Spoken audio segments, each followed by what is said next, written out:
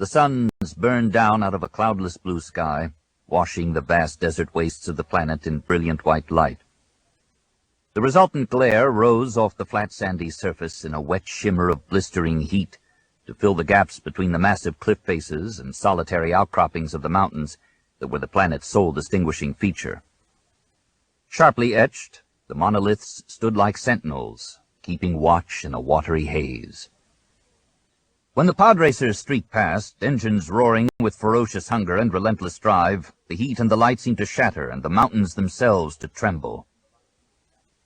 Anakin Skywalker leaned into the curve of the raceway that took him past the stone arch, marking the entry into Beggar's Canyon on the first lap of the run, easing the thruster bars forward, giving the engines a little more juice. The wedge-shaped rockets exploded with power, the right a tad harder than the left, banking the pod in which Anakin sat sharply left to clear the turn. Swiftly, he adjusted the steering to straighten the racer, boosted power further, and shot through the arch.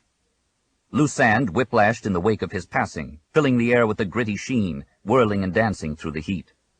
He ripped into the canyon, fingers playing across the controls, hands steady on the steering.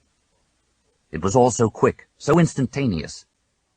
One mistake, one misjudgment, and he would be out of the race and lucky if he weren't dead. That was the thrill of it. All that power, all that speed, just at his fingertips, and no margin for error.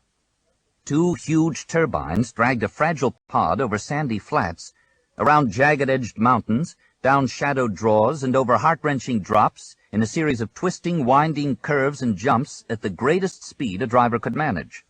Control cables ran from the pod to the engines, and energy binders locked the engines to each other. If any part of the three struck something solid, the whole of the assembly would collapse in a splintering of metal and a fiery wash of rocket fuel.